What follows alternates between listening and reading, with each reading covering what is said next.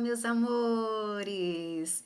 Vamos iniciar mais uma semana. Que Papai do Céu possa nos abençoar, que Ele possa afastar logo esse vírus do nosso país, do planeta Terra, para que nós possamos novamente estarmos juntinho. A nossa aula de hoje vai ser na matéria de português e o assunto será sobre os sinais de pontuação. Nós vamos estudar sobre vírgula, ponto e vírgula, dois pontos e reticência. E vamos aprender a importância de cada um desses sinais de pontuação. Isso mesmo, os sinais de pontuação, eles têm uma importância muito grande dentro de uma escrita, porque às vezes quando a gente não sabe utilizar, quando a gente não usa corretamente um desses sinais, o entendimento da leitura fica completamente errada. Então a gente precisa prestar bastante atenção e vamos aprender cada um desses que tia Elisângela acabou de citar para vocês. Vamos começar com a nossa vírgula, certo? A nossa vírgula é um tipo de sinal que ela é utilizado para fazer uma parada pequena.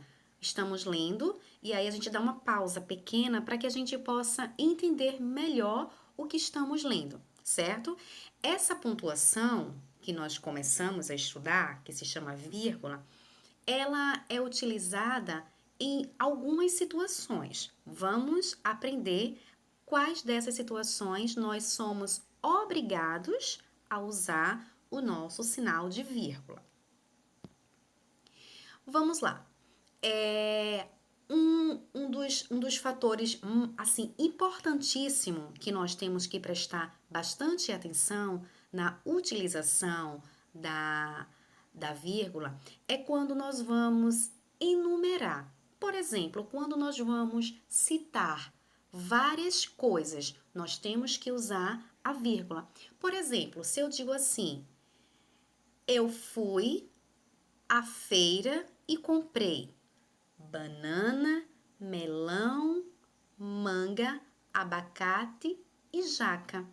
Se eu estou citando que eu comprei várias coisas, para um melhor entendimento, eu preciso separar essas palavras, até porque eu não posso falar assim, olha, eu fui à feira e comprei banana, melão, abacate, melancia, pera, uva. Eu não posso fazer essa leitura, isso vai estar errado. Eu tenho que pausar. Porém, essa pausa, essa parada, é uma parada pequena. Eu tenho que dizer, olha, eu fui à feira e comprei banana, melão, manga, abacate e jaca. São frutas deliciosas. Olhem só a pronúncia da leitura, como fica mais fácil de entender o que a pessoa está lendo. Outra situação que somos obrigados a utilizar a vírgula é ela, para separar palavras e expressões que indicam tempo local. Como assim, tia Elisângela? Quando você tem um substantivo e ao lado desse substantivo nós temos um número. Então, substantivo e um número, nós vamos ter que separar esses dois integrantes por uma vírgula. O exemplo que tia Elisângela colocou para vocês na letra B foi Maceió. Olha, Maceió é um substantivo próprio, porque é nome de lugar. Aí eu tive, ao lado do substantivo Maceió, eu tenho o número 21. Então, eu sou obrigada a separar o substantivo do número por uma vírgula. Por isso que ficou Maceió, vírgula, 21 de maio de 2016. Certo? Terceira situação que nós devemos utilizar a vírgula. Para separar o vocativo. Tia Elisângela, me lembra o que é um vocativo? É um chamamento. Se eu digo assim, por exemplo, aqui no exemplo, tia Elisângela colocou Gilsandro, você esqueceu seu guarda-chuva. Tia Elisângela vai dar um outro exemplo bem simples. Vamos supor que vocês estejam indo para a escola E aí vocês esquecem em cima do sofá o estojo. Aí a mãe de vocês gritam lá da porta da sala: Ana, você esqueceu o estojo. Quando ela fala Ana, perceberam que ela deu uma parada? Então, nessa parada, somos obrigados a utilizar a nossa vírgula. Então, são essas três situações que nós somos obrigados a usar a vírgula. Primeiro, em citações. Quando estamos citando os vários exemplos, temos que separar por vírgula. Segundo, quando temos um substantivo e um número. Entre eles, temos que colocar uma vírgula. E terceiro, quando existe um chamamento, certo? Um vocativo, nós temos que dar uma pausa e colocar a vírgula. Lembrando que a vírgula é uma parada, é uma pausa rápida, certo? Vamos para o nosso próximo ponto. Nós agora vamos estudar sobre ponto e vírgula. Quando é que a gente deve usar, tia Elisângela, o ponto e vírgula? Quando se deseja indicar uma leitura na pausa, mas essa pausa é maior. Tia Elisângela acabou de explicar para vocês sobre a vírgula, e a vírgula é uma pausa menor. Já no ponto e vírgula, a pausa é maior, a gente demora mais para dar continuidade a essa leitura. Exemplo: o ambiente dos peixes é a água. Porém, os peixes de água doce não se adaptam à água salgada. Se vocês observarem aí, tia Elisângela colocou um exemplo onde eu tenho ponto e vírgula e tenho uma vírgula. Mas quando eu faço a minha leitura, que chego no ponto e vírgula, eu demoro mais para dar continuidade à minha leitura. Observe.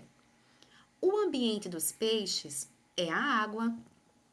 Porém, os peixes de água doce não se adaptam à água salgada. Observaram aí que tia Elisângela, quando chegou no ponto e vírgula, demorou mais?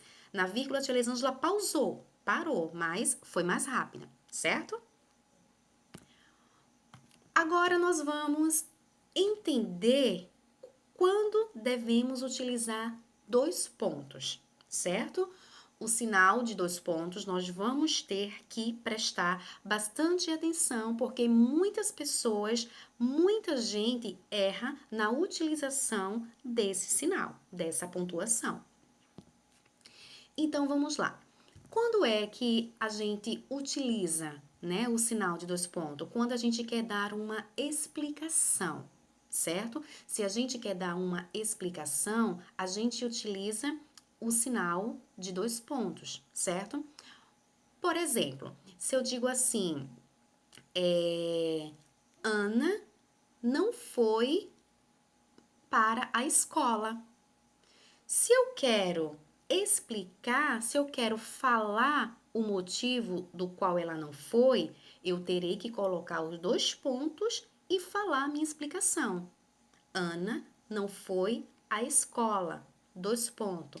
Porque ela estava doente. Então, os dois pontos, ele é utilizado quando queremos dar uma explicação, certo? Outro exemplo que a gente, nós, né? Que muitas vezes a gente não presta atenção, mas nós somos obrigados a utilizar os dois pontos. Qual é essa outra situação? É quando nós vamos enumerar. Por exemplo, no mercado encontrei, estou enumerando, eu encontrei várias coisas. Dois pontos: frutas, legumes, hortaliças e carnes, ou carne. Então, assim, quando eu quero enumerar, eu tenho que colocar dois pontos. Vou dar outro exemplo. Fui comprar meus materiais escolares. Eu comprei, dois pontos, borracha, lápis, caderno, lapiseira e etc. Então, se eu vou enumerar, se eu vou citar tudo que eu comprei, eu tenho que colocar os dois pontos e após dois pontos eu começo as minhas citações. Terceira situação: para introduzir a fala em um diálogo. Ah, tia Elisângela, então quer dizer que se eu estiver conversando com uma pessoa e eu tenho que transcrever isso, o meu diálogo, ele tem que ter 2 pontos? Tem. Vamos ver o exemplo. Quando a viu, ele disse, 2 pontos. Que saudade de você. Observaram que aí é como se fosse você dialogando com outra pessoa. Então fala, quando a viu, ele disse, que saudade de você. Então, todas as vezes que nós estivermos dialogando, nós somos obrigados a utilizar 2 pontos. Vamos agora para a reticência. Tia Elisângela, que sinal de pontuação é esse? São esses 3 pontinhos. E para que a reticência serve? É isso que vamos estudar. As reticências, elas são usadas quando? Primeiro, dá ideia de continuidade na fala. Exemplo, vamos supor que eu diga assim, eu tenho um pote enorme cheio de bolas de gude. E aí eu começo a contar. 1, 2, 3, 4. Mas eu sei que vai demorar muito para contar. Então eu coloco reticências. Significa que ali eu tenho mais bolas. Eu tenho essa quantidade, certo? É como se a minha contagem não estivesse terminado. Então, essa é uma das situações que devemos utilizar a nossa reticência. A letra B é uma outra situação que nós também utilizamos a reticência. O pensamento é interrompido com a intenção de expressar uma emoção. Exemplo, ela sente falta da amiga todos os dias. É como se a pessoa quisesse ainda continuar, mas não há necessidade, porque só o fato de você colocar reticência significa que ainda tem mais. Por exemplo, quando nós estamos estudando os números, aí tia Elisângela coloca lá no quadro, os números são infinitos, então eu coloco 1, 2, 3, 4, 5, 6, 7, 8, 9 e 10. E 3 pontinhos, que é o nosso sinal de reticência. Significa que os números, eles ainda têm continuidade, eles são infinitos, que eles não acabaram ali. Então, a reticência serve justamente para isso, para explicar para a gente que ali existe continuidade, certo? Esse foi o nosso assunto, né, que acabamos de estudar. Estudamos sobre vírgula, ponto e vírgula, reticência e 2 pontos, certo? Bom estudo a todos. Tia Elisângela tá morrendo de saudade. Qualquer dúvida, fala com tia Elisângela no privado. Por favor, não fica com dúvida. Tia Elisângela tá aqui à disposição para tirar qualquer dúvida de vocês. Prestem atenção na resolução das atividades. Quando der 1h30, tia Elisângela vai colocar a atividade no grupo para vocês e vocês têm até as 5h30 para enviar a atividade pronta para tia Elisângela, tá? Amo vocês, fiquem com Deus.